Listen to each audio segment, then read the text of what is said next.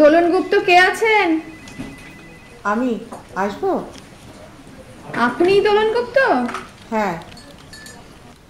মন্ত্রী চেনেন আপনাকে? হয়তো। হয়তো কেন? আগে খুবই চিনতেন, অনেক দিন হয়ে গেল তো, এখন হয়তো। কোনো স্পেসিফিক দাবি দাবা বা অভিযোগ নিয়ে এসেছেন? না, কোনো দাবি নেই, কোনো অভিযোগও নেই। নিতান্তই একটা সৌজন্য সাক্ষাৎ, যদি অবশ্য আপনারা দয়া করেন। যান, তবে আজ মিনিস্টারের এখনো প্রচুর ভিজিটার, তারপর অনেকগুলো প্রোগ্রাম। Just 5 minute. দয়া করে 5 মিনিটের মধ্যে কথা শেষ করবেন। হ্যাঁ, নিশ্চয়ই। আপনার অনুগ্রহের জন্য ধন্যবাদ। যাব? হ্যাঁ হ্যাঁ, যান যান। আমি পরের ভিজিটারকে রেডি হতে বলে আসি। আসছি।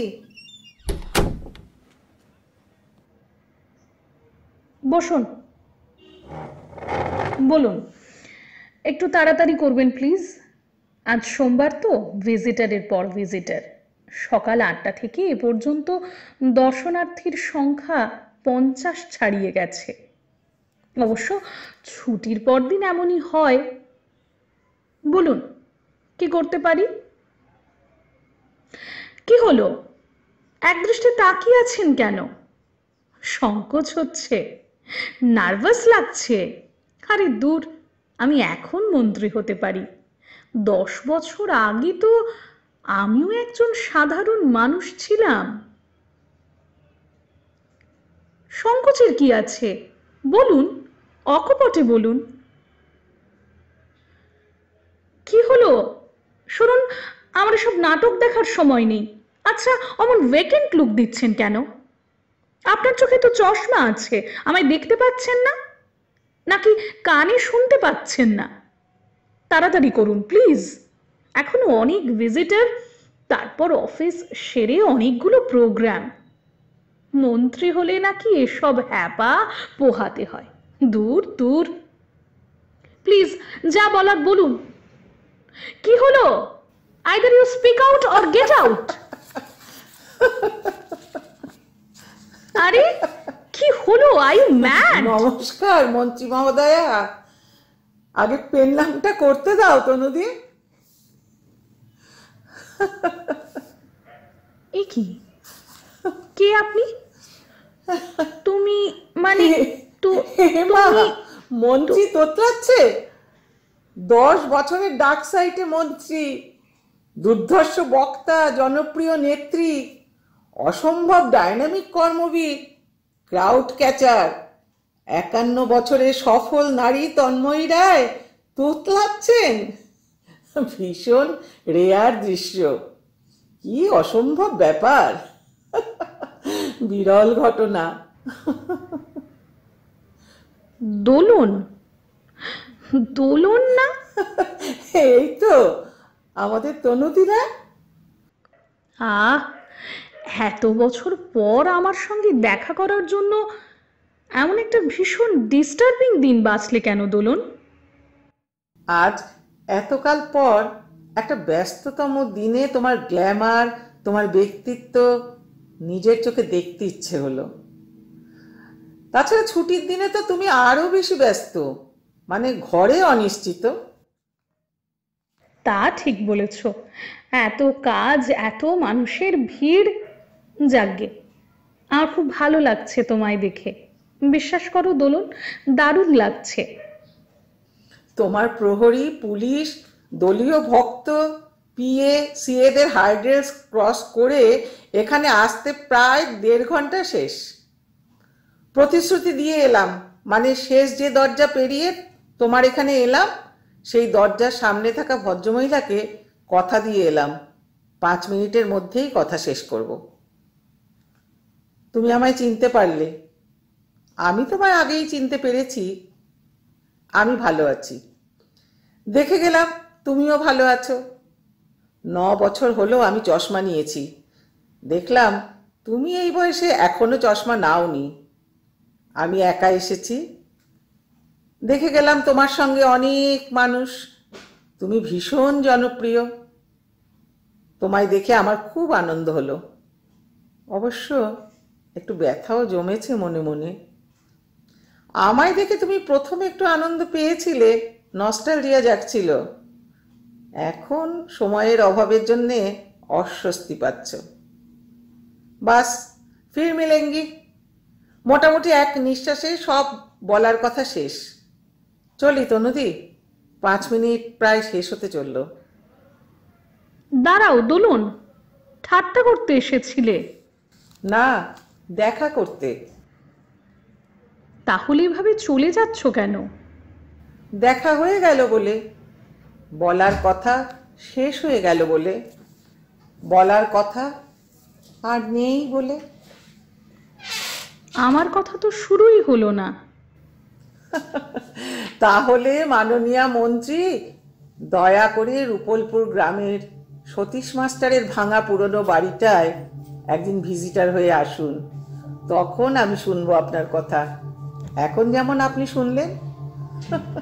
ভয় নেই, আমার খুব একটা ভিজিটার নেই, গেলেই দেখা হবে।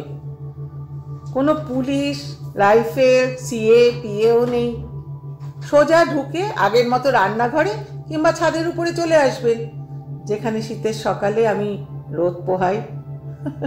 কথা দিচ্ছি, আগের মতোই খেজুরের রস খাওয়াবো। দোলন, বিয়ে করনি এখনো? এখনো মানে? না, করিনি গো তনুদি। মানে করার হলো না। মাস্টার মশাই, মাসিমা? সময় পেলে ফটো দেখে এসো। শেষ দিককার চেহারা বা ফটো তুমি তো দেখোনি। বয়সের চেয়ে অনেক বেশি বুড়িয়ে গিয়েছিলেন দুজনেই। বোধহয় আমার জন্য ভাবতে ভাবতেই। আর তোমার ভাইটা, ওই যে শঙ্খ?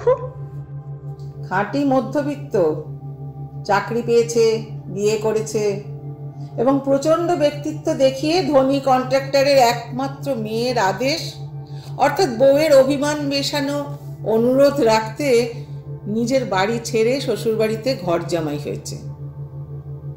ভালো আছে শঙ্খ, ওদের এক ছেলে এক মেয়ে, দুজনেই দার্জিলিংয়ে কনভেন্টে পড়ে।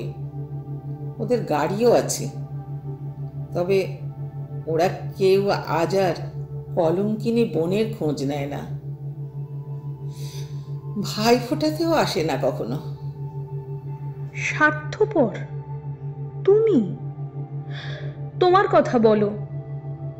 মনে আছে আমরা তোমায় বলতাম বারুদ বালিকা। বারুদের মতোই বিস্ফোরক ছিল তোমার ভিতরের শক্তি। মনে আছে দোলন? হ্যাঁ, তোমার বারুদ বালিকা এখন একা, ভীষণ একা। একা কুম্ভ রক্ষা করে নকল বুদিগর। দল করছো না? পার্টির কাজকর্ম আছে তো। যতটুকু পারি করছি, কাজও তো কমে গেছে। শুধু মন্ত্রী, এমএলএ, এমপি, পঞ্চায়েত বা মিউনিসিপ্যালিটি কেন্দ্রিক কাজ। হাটে মাঠে ঘাটে কাজ অনেক কম, মানে আমার কাজ কম। সত্যি বলছি দোলন, মন্ত্রী হওয়ার পর নয়, তার আগেও আমি বারবার তোমায় খোঁজ নিয়েছি। বারবার তোমাদের রুপলপুরের লোকজনের সঙ্গে দেখা হলেই বলতাম তোমার কথা। ওরা বলতো তুমি আগের মতোই আছো, তেমনি জেদি, তেমনি সাহসী, তেমনি সেন্টিমেন্টাল, সেই বারুদ বালিকা। চলি এবার, 5 মিনিটের অনেক বেশি হয়ে গেল তনুদি। আহ, বারবার সময় কথা বলছো কেন? কারণ ওটা তোমার কাছে এখন ভীষণ মূল্যবান। মাননীয়া মন্ত্রী মহোদয়া, সময় আছে? একবার ফ্ল্যাশব্যাকে 2-1 মিনিট পেছন ফিরে দেখবেন।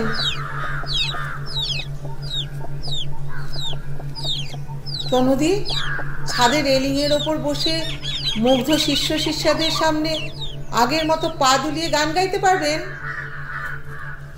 পথে এবার নামো সাথী, পথেই হবে পথ চেনা, পথে এবার নামো সাথী, পথেই হবে এ পথ চেনা, পথে এবার নামো সাথী। হাটে বাজারে পথসভায় দাঁড়িয়ে আগের মতো আবৃত্তি করতে পারবেন? চিমনির মুখে শোনো সাইরেন শঙ্খ, গান গায় হাতুড়িও কাস্তে, তিল তিল মরণীয় জীবন অসংখ্য, জীবনকে চায় ভালোবাসতে। প্রচার শেষে ফেরার পথে পুকুর পাড়ে দাঁড়িয়ে বাচ্চা ছেলের হাত থেকে বড়শি কেড়ে নিয়ে আগের মতো মাছ ধরতে পারবেন? আই বুবুল, বড়শিটা আমায় দে, আমি নামি মৎস্য বিজ্ঞানীর মেয়ে, দেখ আমি কেমন মাছ ধরছি। না না না না না না না, পারবেন না, পারবেন না মন্ত্রী মহোদয়া, আমি জানি আর পারবেন না। ওটা একটা বয়সের কাজ, একটা সময়ের কাজ। মানুষ বয়সের সঙ্গে এগিয়ে চলে ভাবনায়, চিন্তায়। দোলন, বয়স হলে মানুষ অনেক পরিণত হয়, সংযত হয়, সতর্ক হয়। তুমি তো পরিণতই হয়েছ, অনেক পরিণত। কেন আর হঠাৎ আবেগে সাড়া দিতে যাবে?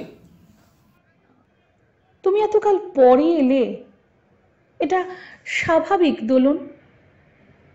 এটা অস্বাভাবিক মাননীয়া মন্ত্রী, আপনার জন্য এখন অনেক ভিজিটার। এই, কে আছো? Yes ma'am. সবাইকে বলে দাও বিমলা, আজ আর কারুর সঙ্গে দেখা হবে না, কাল আসতে বলো। আমি Yes, আজ ma'am. হঠাৎ একটু ব্যস্ত হয়ে পড়েছি, বলে দাও, আর দরজাটা ভেজিয়ে দাও। এসো, আর সময়ের খোঁটা দিও না দোলন, প্লিজ। কিন্তু আমার যে সময় কম, খুব কম। বাড়িতে অবশ্য আমার হাতে অনেক সময়, কিন্তু এখানে এসে কথা বলার সময় খুব কম। বাড়ি ফিরে যেতে হবে, রূপলপুর ফিরতে হবে বিকেলের মধ্যেই। কেন ফিরতে হবে? আজ এখানে থাকবে, খাওয়া দাওয়া করো, বিশ্রাম নাও, অনেকক্ষণ গল্প হোক দোলন। আজ তোমার জন্য একটা দিন, একটা প্রায় পুরো দিন তন্ময়ী রায় ছুটি নিচ্ছে। না, সে আর এখন মন্ত্রী নয়, সে রূপলপুরের 31 বছরের একটা লড়াকু মেয়ে। বাবা তার সরকারি অফিসার। দোলন, আগের মতো একবার হেসে হেসে কথা বলো। আমি রূপলপুরের 6 বছরের জীবনটাকে তোমায় সাক্ষী রেখে আজ একবার স্পর্শ করব। বলো দোলন, বলো। না, সেই সরকারি অফিসার আমার বিনোদ কাকা 5 বছর পরে ট্রান্সফার হয়ে সুদূর মেদিনীপুরে চলে গিয়েছিলেন। কাকার যে ছেলেটি রূপলপুর গাঁয়ে বিদ্রোহ, প্রতিবাদ আর তারুণ্যের জয়োধ্বজা উড়িয়ে স্বপ্নে পাওয়ার জাদুকরের মতো আমার মতো হাজার মানুষকে মাতাল করে রেখেছিল, সে একদিন সবার অলক্ষ্যে নিঃশব্দে পিতৃভক্ত রামচন্দ্র হয়ে মেদিনীপুরে বাবার কাছে ফিরে গেল। কেউ জানে না, কেউ বোঝেনি কেন সে চলে গেল অন্য মাটিতে। তার প্রাণের প্রিয় দিদি ভাইকে নিয়ে বলতে গেলে পালিয়ে গিয়েছিল। না, পালাইনি। আমার তখন মানসিকভাবে বিপর্যস্ত অবস্থা, মনে হয়েছিল জায়গা বদলালে সব দিক থেকেই ভালো। তাই এত বড় নেত্রী স্বার্থপরের মতো জায়গা ছেড়ে চললেন? যা জানো ভুল জানো দোলন। মেদিনীপুরে এসেও আমি কাজ করেছি, দলের কাজ, সব ছেড়ে ছুড়ে পালিয়ে আসিনি। আমার মনে হয়েছিল রূপলপুরের কাজ আমি এখন শেষ করে চলে যেতে পারি। কেন মনে হয়েছিল? কারণ কারণ ওখানে তখন তোমার মতো সচি, বিজয়, ভোলা, সুকুমারের মতো অনেক তরতাজা তরুণ পার্টি কর্মী। আমার অনুপস্থিতিতে ওরা কাজ ঠিক চালিয়ে নিতে পারত। আমি তাই চলে এলাম। সবাইকে বলে এলে নিশ্চয়ই আসতে দিত না। তাই বলতে পারো সবার অজান্তে আমি ভাইকে নিয়ে চলে এলাম, কিন্তু পালিয়ে আসিনি, কিছুই ছাড়িনি। আমি আমি তো নতুন জায়গায় কাজ করছি। কাজ না করলে সেখান থেকে পরপর দুবার এমএলএ হও কি করে? মন্ত্রী বা হও কোন যোগ্যতায়? কাজ তো তুমি করছোই। তুমি বরাবরই খুব সিরিয়াস এবং সিনসিয়ার এবং যথেষ্ট বুদ্ধিমতী। তবে রুপলপুর ছেড়ে আসা নিয়ে তুমি যা বললে, মানে আমার সামনে অন্তত যা বললে, তা ঠিক সত্যি নয়। তার মানে যা বললাম সব মিথ্যে? চতুর মিথ্যা, নির্জলা মিথ্যা। দোলন, আমি এখানে কোনো প্রতিবাদ করব না, কারণ ব্যাপারটা খুব সেনসিটিভ। তবে বিশ্বাস করো দোলন, আমি তোমার ব্যাপারে কোনো কারছবি করিনি। দোলন, আমি তোমায় কখনো ঠকাতে চাইনি। দোলন। আহ, হাসছো কেন? তুমি কি আমায় বিশ্বাস করছো না? তোমার গলা কাঁপছে কেন? মোটেই কাঁপছে না। 51 বছরের তন্ময়ী রায়ের ভয় পাওয়ার কিছু নেই। নেই? যেদিন তুমি রুপলপুর ছেড়ে চলে আসো ঠিক তার 7 দিন আগে আমাদের ছাদে কে বলেছিল ধর্ষিতা মেয়ের জীবন এই আধুনিক যুগে কখনো ব্যর্থ হতে পারে না? আমি বলেছিলাম। আরো বলেছিলে। দোলন, আমি মেয়ে হয়ে বলছি, একজন রাজনৈতিক কর্মী হয়ে বলছি। হ্যাঁ, আমি বলেছিলাম, কিন্তু ঘরে আমার ভাই ছিল আর এক সমস্যা। কে বলেছিল? দোলন, তুমি সন্ত্রাসীর শিকার। তোমায় নিয়ে যারা পাশবিকতা করেছে তারাই ধর্ষিত। তাদের বিবেক, মনুষ্যত্ব, চেতনাবোধ সব ধর্ষিত। তুমি শারীরিকভাবে আক্রান্ত, কিন্তু পুণ্যবতী। আমি হেসে বলেছিলাম, কিন্তু যত লোক আমার জন্য হাহুতাশ করছে, যত লোক রসিয়ে রসিয়ে এতদিন ধরে আমার ধর্ষণের কাহিনী চেটে পুটে উপভোগ করলো, মাতাল যেমন চাট বা মাংস খায় ঠিক সেইভাবে এতদিন যত সহযোদ্ধা, সহকর্মী আমায় নিয়ে গর্ব করলো, কই তোমার ভাই ছাড়া তাদের একজনও তো আমায় জীবন সঙ্গিনী করতে চাইলো না। আমি বলেছিলাম তনুদি, কাঁদতে কাঁদতে তোমায় বলেছিলাম, এই হতভাগা দেশে আমরা যতই প্রগতির কথা বলি না কেন, যত আদর্শবাদের দোহাই পারি না কেন, ভেতরে ভেতরে আমরা মধ্যবিত্ত সুবিধাবাদী আর সূচিবায়গ্রস্ততায় পঙ্গু পঙ্গু। Yes, we are fragile. আমি জানি, মানে অশোক আমায় সব বলেছিল। আমার ভাই অশোক সেই রাতে তোমার হাত ধরেছিল, হয়তো জীবনে প্রথম এবং শেষবার তোমার হাত ধরেছিল। বলেছিল ব্যতিক্রম আছে দোলন, তুমি ধর্ষিতা হয়েছ, এটা আমার কাছে একটা দুর্ঘটনা, কিন্তু তোমার কাছে কোনো লজ্জা সংকোচের কারণ নেই। অশোক তোমায় ভালোবাসতো মনে মনে, তাই হয়তো বলেছিল তুমি তুমি ভেঙে পড়ো না। সে এইটুকুই শুধু বলেনি, শুধু লোক দেখানো শ্রুতি সুন্দর কথা আর কথার ইট গেঁথে আমার শোক যন্ত্রণাকে আড়াল করে দেয়নি তোমার প্রিয় ভাই। তখন যে সে ইতিহাসের পৃথ্বীরাজ, সমাজ সংস্কারের তোয়াক্কা না করে দুঃসাহসের সংযুক্তাকে ঘোড়ায় চাপিয়ে পালাতে চেয়েছিল। অশোক বলেছিল, আমি তোমার সব ভার নেব। আমি অনেক দূর এগিয়েও ওকে এতটা এগোতে দিতে পারিনি, কারণ সে তোমার ট্র্যাজেডির জন্য মানসিকভাবে বিপর্যস্ত ছিল। তার উপর কানাডায় একটা ফার্মে তার জয়েন করার চিঠি চলে এসেছিল। তুমি আমায় ক্ষমা করো দোলন। এই দেশে দোলনের জন্য না, দোলনদের জন্য দীর্ঘশ্বাস আছে, কান্না আছে, সহানুভূতি আছে, আবার দোলনদের জন্য আত্মহননের অনেক রাস্তাও খোলা আছে।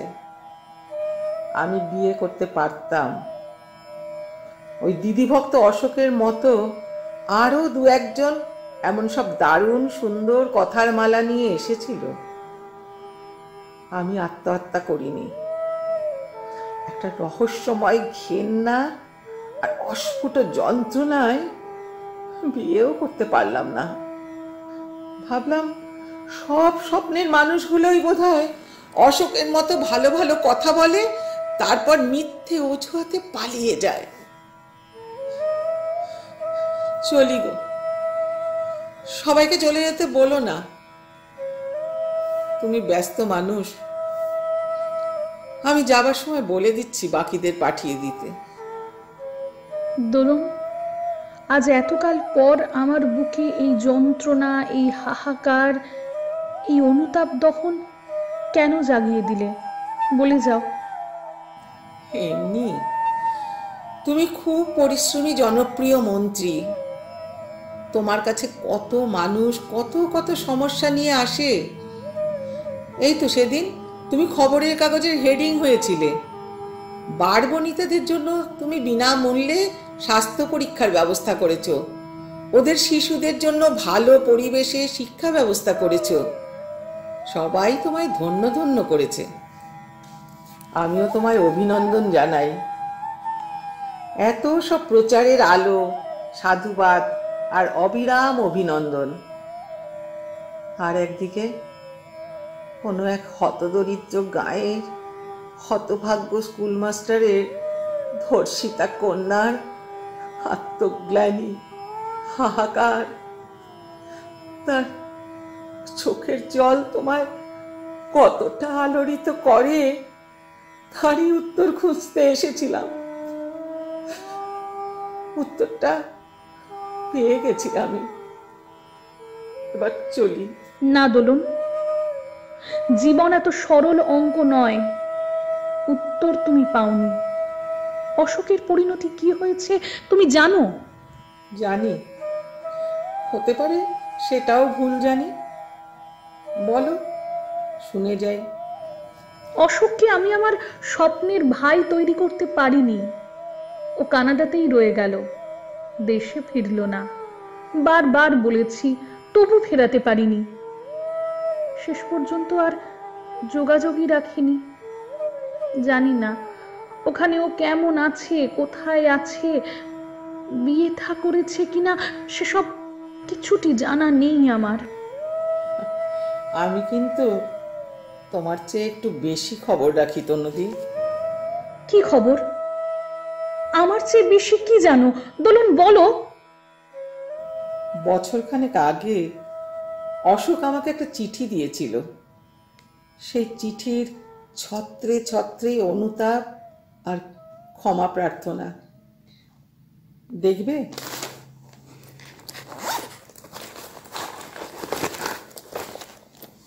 এই দেখো, এই যে, এই সেই চিঠি। না না, অশোকের চিঠি। তোমাকে লিখেছে। তাতে কি, আমি তো দিচ্ছি, পড়ো। দোলন, সেদিন বুঝিনি, আজ বুঝি আমার দিদি যে রাজনীতির কর্মী, সেই রাজনীতি সে মুখে মানলেও মনে মানে না। বিরোধী রাজনীতির গুন্ডারা ধর্ষণ করেছে এমন একটা মেয়ের সঙ্গে নেত্রীর একমাত্র ভাইয়ের বিয়ে মেনে নেওয়া তার পক্ষে সম্ভব ছিল না।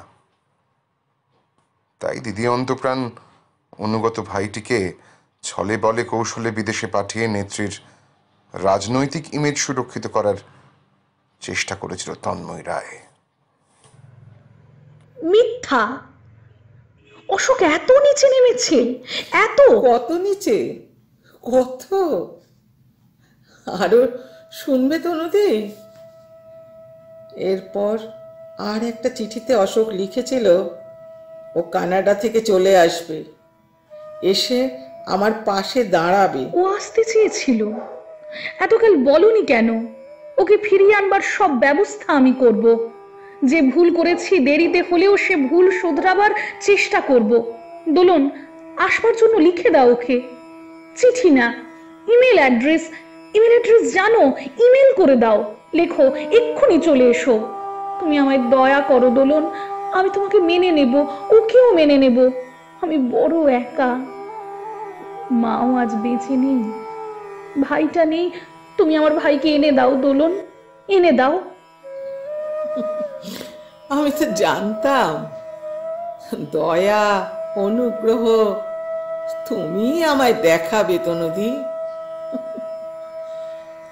এত বড় মন্ত্রী, এত বড় রাজনৈতিক নেত্রী, এত বড় ভ্রাতৃভক্ত দিদি নিছক একজন ধর্ষিতার কাছে নত হচ্ছে। তাহলে তুমি ওকে আসতে চিঠি লিখবে না? না, ওর সে চিঠি আমি ছিঁড়ে ফেলেছি, বাড়ির কাঠের উনুনে জ্বালিয়ে ফেলেছি সেই চিঠি।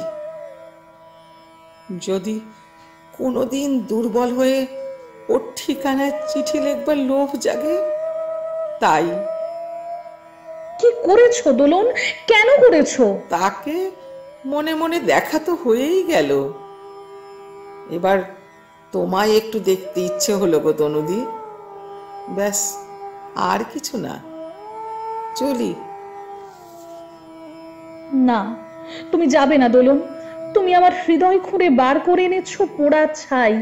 কেন দোলন, কেন? কারণ আমাদের মতো মেয়েরা এমনি করেই আসে তনুদি, আবার এমনি করেই চলে যায়। মহাকালের খাতায় একটা সামান্য জ্যামিতিক বিন্দু হয়েই আমাদের থাকতে হয়, সেভাবেই থাকতে দাও।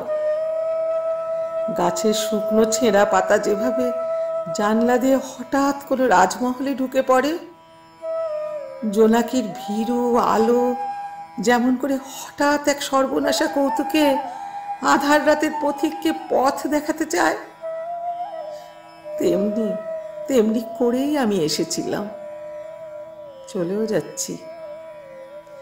এই আসা ও যাওয়ায় পৃথিবীর কারোর কোনো ক্ষতি হবে না। তবু তুমি যে এত বড় মন্ত্রী হয়েও, এত জনপ্রিয় একজন নেত্রী হয়েও একটা অখ্যাত অবজ্ঞেয় ধর্ষিতার জন্য একটু কেঁদে উঠলে, গলাটা যে হঠাৎ তোমার বহুদিন পরে একটু ভারী হয়ে উঠল, এটাই তো আমার লাভ, এটাই তো আমার অনেক পাওয়া গো। আসছি। দোলন, দোলন যেও না, শোনো দোলন, দোলন যেও না, শোনো।